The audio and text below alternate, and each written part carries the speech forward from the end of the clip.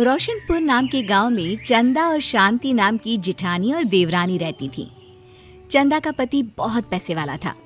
उनके पास किसी भी चीज की कोई कमी नहीं थी और उसके विपरीत शांति का पति बहुत ही गरीब और नशेड़ी था।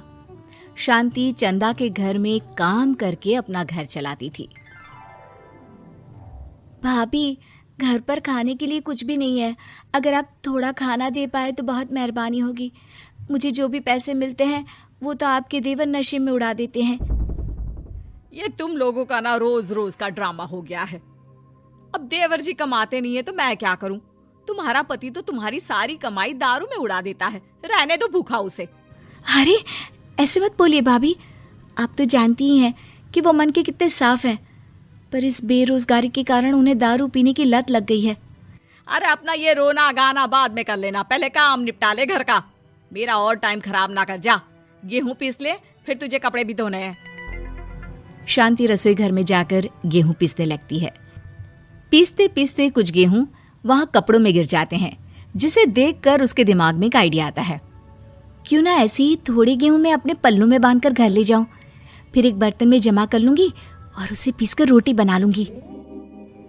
कुछ दिन तो ऐसे ही चलता रहा, मगर फिर एक दिन चंदा ने शांति को ऐसा करते हुए देख लिया। अरे पहले तो मुझे लगा तुम लोग बस गरीब हो, पर तुम लोग तो चोर भी हो। चोरनी कहीं की। मुझे तो लगता था तू गेहूं पिसती है, पर तू तो अपने पल्लू में गेहूं छुपाकर ले जाती है। निकल मेरे घर से। मुझे माफ कर दो भाभी, हमारे पास खाने के लिए एक दाना तक नहीं था, इसलिए मुझे ये सब करना पड़ा। अरे तुम लोग मेरे रिश्तेदार हो, इसीलिए दया कर कर तुझे मैंने अपने घर पे काम पर रख लिया, पर तू और तेरा पति हमारे खानदान का नाम मिट्टी में मिलाने पर उतारू हो चुके हैं।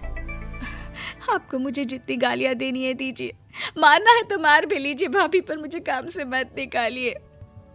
परिवार की बात है, वरना कोई और ऐसा काम करता ना तो धक्के मार कर कब से घर का बाहर निकाल दिया होता।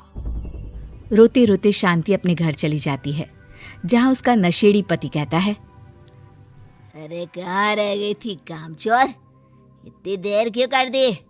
आज पैसे लाई कि आज भी खाली हाथ वापस आ गई है? अपने हाथ दिखा। जरूर पैसे छुपा लिए ताकि मैं दारू ना पी पाऊं। नहीं जी, मैं आपसे क्यों छुपाऊंगी, और अभी आप दारू पीने की बात कर रहे हैं, उसी कारण तो आज हम लोगों की ये हालत हो गई है। किसी काम की नहीं है तू, बिना मार खाए समझेगी नहीं। रख, अभी तेरे होश ठिकाने लगाता हूँ। रामलाल शांति को बहुत मारता है। शांति का मन दुखी हो जाता है और वो गांव के तालाब के पास के एक पेड़ के नीचे बैठकर फूट फूट कर रोने लगती है। मैंने कभी किसी का बुरा नहीं किया, फिर भी भगवान मेरे साथ ऐसा क्यों कर रहा है? मैं तो रामलाल जी की फिक्र करती हूँ, फिर भी उन्होंने मुझे इतना मारा। तभी उसे एक आवाज सुनाई देती है, रोने की कोई जरूरत नहीं है बेटी, चिंता क्यों करती हो? ये आवाज कहाँ से आ रही है?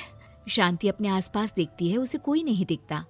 वो ऊपर देखती है, जहाँ उसे एक छोटी सी परी दिखती है। आप कौन है? आप तो कोई परी लगती हैं।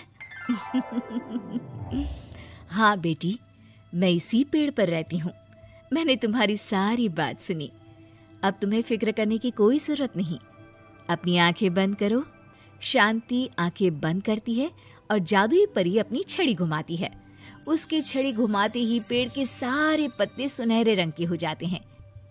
परी उनमें से एक पत्ता तोड़ लेती है और फिर से अपनी छड़ी घुमाती है, जिसके कारण सारे पत्ते पहले की तरह साधारण से दिखने लगते हैं। आंखें खोलो बेटा। लो, इस पत्ते को ले जाकर अपने तकिए के नीचे रख देना। ये तो एक साधारण पत्ता है, इससे क्या होगा? ठीक है, अगर आप कहती हैं तो मैं इसे रख लेती हूँ। शांति उस पत्ते को लेकर अपने घर जाती है और अपने कमरे में तकिए के नीचे रखकर सो जाती है। सपने में उसे वही पेड़ वाली जादुई परी दिखाई देती है। बोलो शांति, क्या चाहिए तुम्हें? मैं चाहती हूँ हम बहुत अमीर हो जाए और मेरे पति नशा करना छोड़ दें, उन्हें कोई काम भी मिल जाए। कल जब तुम सुबह नींद से जागोगी, तुम्हारी इच्छा पूरी हो गई होगी। अगली सुबह शांति नींद से जागती है, अपने आसपास का नजारा देखकर चौंक जाती है।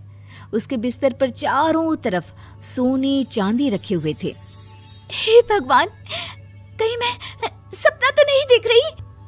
इतना सारा सोना, वो भी मुझ गरीब के पास।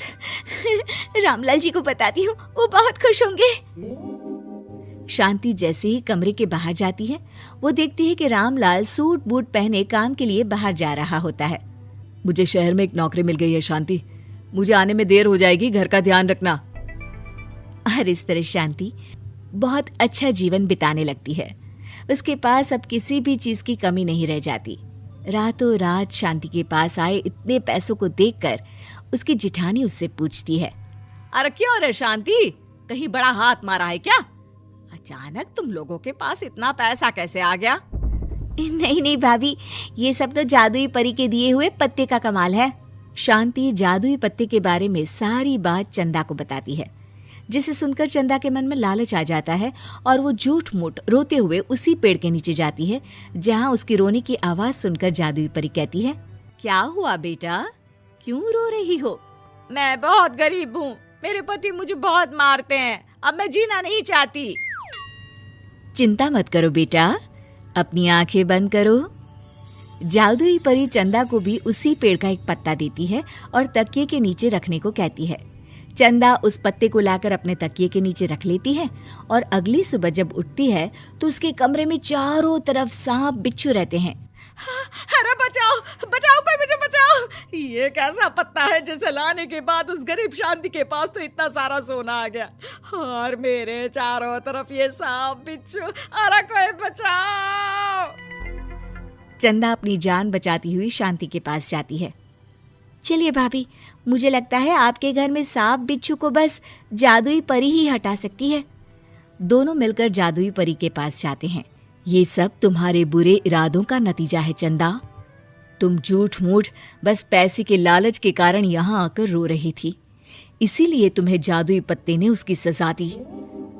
अरे मुझे माफ कर दीजिए जादुई परी, मेरे मन में लालच आ गया था। अरे शांति, तुम भी मुझे माफ कर दो, मैंने तुम्हारे साथ बहुत गलत किया है, फिर भी तुम मेरी मदद के लिए आई। चंदा को अपनी गलती का एहसास हो जाता है, इसलिए जादुई परी उसके घर से सारे सांप बिच्छू को गायब कर देती है। चंदा और शांति